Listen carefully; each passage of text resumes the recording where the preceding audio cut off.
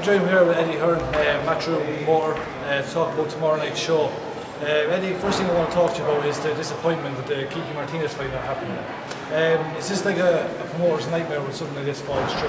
Yeah, I think it's probably the reason that my old man doesn't operate in boxing anymore. You know, it's in boxing you've got to keep on your toes 24 hours a day, and sometimes you get curveballs thrown at you, and you've got to deal with them. And obviously we had a curveball that was very late in the day, and something that could have potentially really affected the show. I know how hard Carl's trained for this fight, and I'm a big admirer of the Irish boxing fans, particularly what they did for Paul McCloskey in Manchester, and I was desperate to make sure that we pulled something out of the bag. Okay, Mark Quan is not Kiko Martinez, but it's a huge step up still for Paul, because really he's gone from effectively Robbie Turley to, he would have gone to Kiko Martinez, but he's still going from Robbie Turley to Mark Quan, which is a big step up, and of course it's for a Commonwealth title, which is a major title, so major honours for Carl. And you know, he's young, he's got plenty of time to fight Kiko Martinez, but it's going to be a good fight. You know, I've spent a bit of time with Mark Quan since I've been here, and he's focused. It's a once in a lifetime opportunity for him, and I think he's going to come and have a tear up. Yeah, you said there about it could be a blessing in disguise that this fight maybe fell through. Yeah, as you said there about Robbie Turley onto Kiko Martinez. It is a big. Yeah, I'm not sure a blessing in disguise, because I believe Carl Frampton would beat Kiko Martinez. I really do. I think it would have been a really, really tough fight. Yeah. But you know, I take pluses and minuses out of different things. You know, I believe it was the right time for him to take the fight. It hasn't happened, but he's still fighting for a Commonwealth title. Now what's important is that he goes in and puts in a devastating performance against an opponent like Mark Quan, where he can go out there and show the Belfast fans really what he can do. He looked in unbelievable shape the way today. I mean, he's got a look about him that makes me think he could be a superstar. You know, he's a real pro, he's focused, he's so young. And obviously with Barry McGuigan behind him, mentoring him through, couldn't have a better mentor. You know, and I think tomorrow could be a real crowded night. If he can go out and put in a devastating performance, he can start to really build a fan base over there. And talking about this guy, this Mark Quan, it's a difficult fight for Carl in the sense that he wouldn't have had much time to see him. There's been no clips of him on YouTube. So I mean, the first couple of rounds, it will be very cagey. I think has to be very careful. I think that I've seen a couple of rounds of him. He's a come-forward fighter, and you know, he's just a tough Aussie. I think, like you say, the first couple of rounds will be sounding each other out, and then I think the Aussie will just go for him and try and goad him into a war.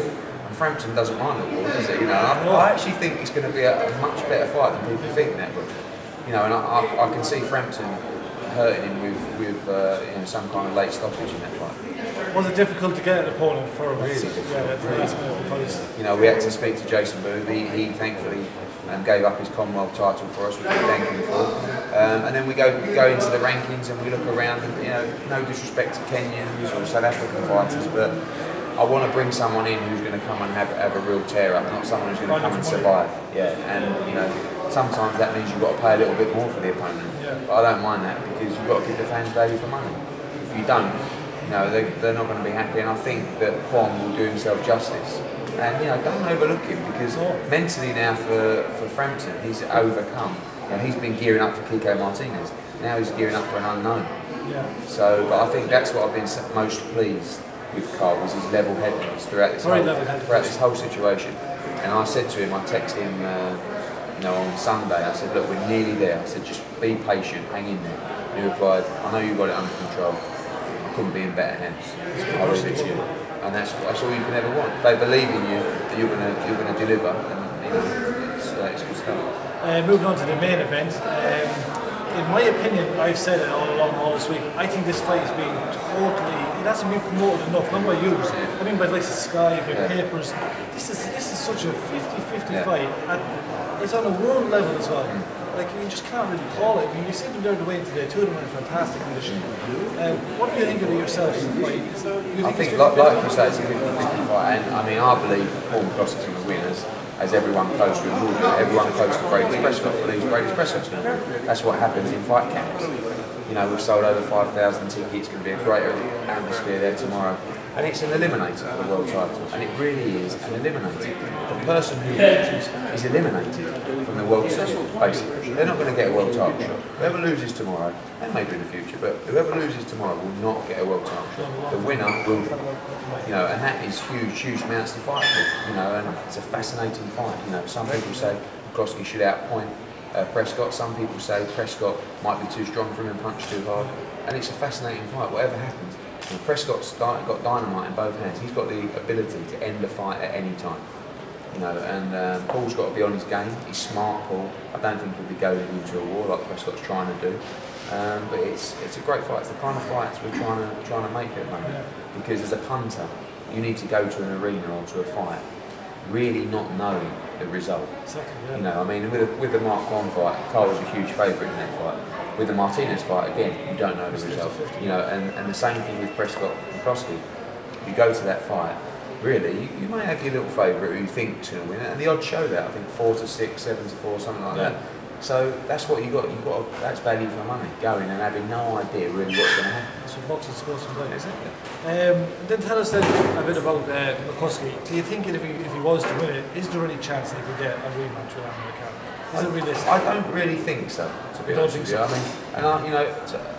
the problem is we don't. I'm not bothered about fighting Amir Khan for Paul McCloskey. I'd love to, but it's not something we're going to lose sleep over. And actually, although Paul is quoted about talking a lot about Amir Khan, it's only because he's asked questions about Amir Khan. He's really not that bothered. He'd love to fight him again, but if we don't get it and we have to fight Madonna or we have to go down another route, that's absolutely fine. Got no problems with that at all. The frustrating thing for us is being as close as we are to Paul and knowing the game plan going into the fight. When we, the game plan always was survive the first 6-7 rounds. Come round 8, start stepping it up and try and stop Khan late. Now, it's very easy to say that now, but when you're as close to the camp as you are, and you knew that was the game plan all along, it's frustrating to see. And Khan's plan was always stop McCloskey early.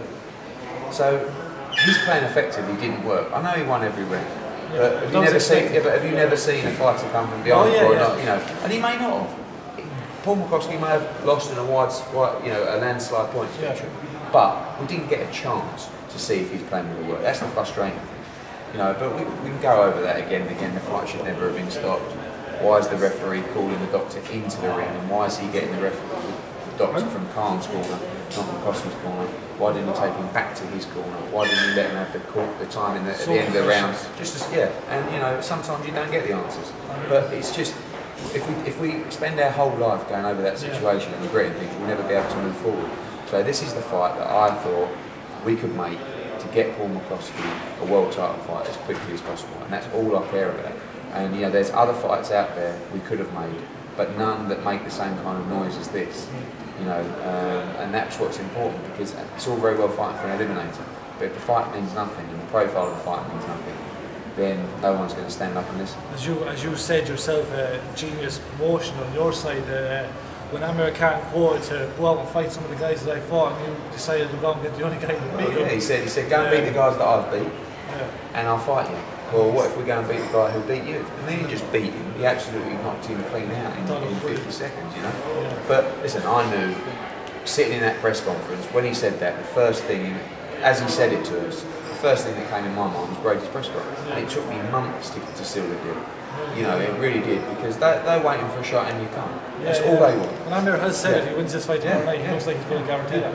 So it's a big fight for Prescott on that side. Well, it's a huge fight for both of them. Because at the end of the day, whether it's Paul fighting Khan or Prescott fighting Khan, one of them's going to fight for the world title. Whoever wins tomorrow. And that's the beauty of the fight, and that's the kind of fights you want to be involved with. Because, and to be honest with you, if either of them want to be a world champion or challenge for a world title, they have to be beating each other. So if Paul McCloskey is good enough to win a world title or challenge again, he needs to be beating people like Brady's Prescott. In my opinion. And if they think the same, then Brady's Prescott needs to be beating people like Paul McCloskey. So that's it's a fascinating fight, and I think it's one that's going to keep people on the edge of the seats all night, because Paul's going to be very quick in and out, and I think he's going to outbox Prescott. And then the danger is from Prescott is the punch power, and of course he's going to catch Paul. 12, it's 12 rounds, and it might go 1, it might go 12, but he's going to get caught at some point, you know, and that's why he's got to keep focused. And just finishing up, just to talk about the arena, the Odyssey. You've promoted many fights. You're off to America in a couple of weeks to see Barker fighting in some big arenas and Carl Froch. Do you Odyssey arena tomorrow night? I expect it to be, if you know the Irish crowd is going to be absolutely hopping. How much are you looking forward to being a promoter to experience something like that? Nothing like that. I mean, to be honest with you, every show that we've done recently has been sold out in smaller arenas in 2,000, 3,000, and we're getting a great response from fight fans at the moment. Tomorrow night probably won't be sold out. You know, we've set it up for about 7,000.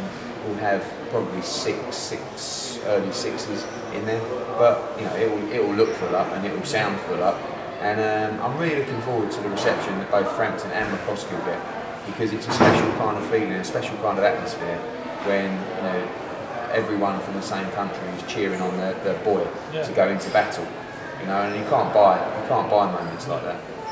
And finally, just to finish out, as a promoter, for some reason, I don't know how it's happened, but you have a fantastic relationship with the Irish public, in the sense that you came up with the idea of the prize fighter. And every time an Irish fighter takes part in prize fighter, to see the winner. You know what I mean? It's a fantastic run of and then you've also now been promoting Paul and you know, I just want to say on behalf of the Irish public, I think it's fantastic. And also reading last week in one of the boxing magazines, the head of Paul, I don't know if you've seen it. You came out 56% as a promoter ahead of Frank Warren. So all I want to say is the best of luck to yourself and your thanks a lot. I mean, listen, you know, what all we're trying to do is we're fight fans at the end of the day, and we want to put on great fights for fans and give fans great value for money. And I've always, you know, I've spent a lot of time growing up coming to fights in Ireland, you know, back at the Ulster Hall, you know, Damien Denny, you know, to Eubank Close in Belfast, you know, and Collins, Eubank, you know, I've had some great times there, and the fans are really passionate. And I think, to be honest, like what they showed in Manchester with their support of Paul McCloskey, I'll never forget that, because I was walking out to Paul McCloskey that night and I felt Irish, you know, and they call me Big Old Eddie O'Hearn, apparently. So, but it's great to get any support, and it spurs you on to do more. And hopefully, you know, tomorrow night we can get 2 wins, and then come back later in the year or early in 2012 and put on another big show. Well, I mean, little things like the way you reply to all the Twitter messages. I try. It takes up a lot of time, but I mean, it's fantastic to be able to tweet you though. And it might be a day or whatever, but I know you'll bring it back to it. And I think that's important, and I think fans understand that, and I think you know, if you can give that back to the fans, and sometimes, you know, it's not always possible to reply, but if you can just understand that the fans, probably outside of the boxers, are the most important people in the sport, and without them we would have no shows. And it's so important to listen and understand. That's why I read forums a dozen times a day, every forum I can, you know, because I want to understand what boxing fans are thinking. And if you can understand that, and you can deliver for them, and you can improve, and that's the only way we're going to grow the sport. Well, listen, that's Big Old Eddie O'Hearn, as they call him, side of things, and thanks very much for talking to us. No problem. Thanks a lot. Cheers.